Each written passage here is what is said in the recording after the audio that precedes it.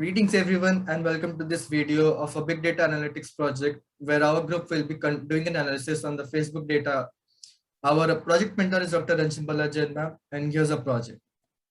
The contents that we'll be going through in this project will be the problem statement, the block diagram, the implementation, result and final conclusion.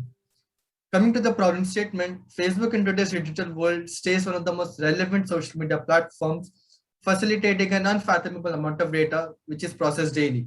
And due to this ever increasing amount of data, if one is not able to segregate this data properly and eliminate redundancies, the whole point of Facebook being a social media platform fails.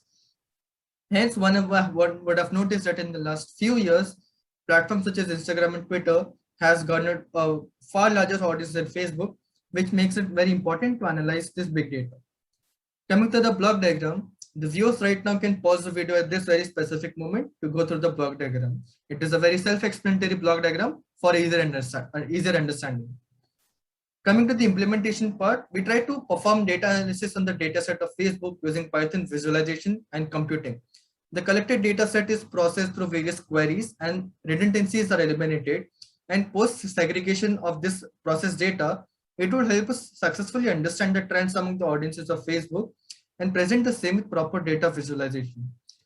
Once these various queries and trend visualizations happen, the system provides us with a generation of multiple graphs where, to name a few, which are age, friends count, likes received, tenure, etc., which the system further goes into trying to find a common correlation between all the various graphs that have been generated. The graph that you see on the right side right now is a plot between almost 5 to more than 5 factors that were generated in the initial output. These individual properties once inferred, the project is now trying to find an interrelation between all the set parameters. We are trying to find a relation between the individual preference around Facebook likes, the gender preference, and the demographic as to how each group interacts with each other. Once the system has managed to find a simple correlation, it moves toward finding a relation between as to how the system interacts between the Facebook website and the Facebook mobile data, providing an overall foundation on which a trend prediction model can be built using Python. The graph on the right side shows a prediction of trends rise and fall according to interactions on both the Facebook website as well as the mobile application. Given the humongous amount of data that is constantly growing in an application like Facebook, being able to visualize trends and relations between certain parameters is very crucial, and this is exactly what our project has successfully pulled off.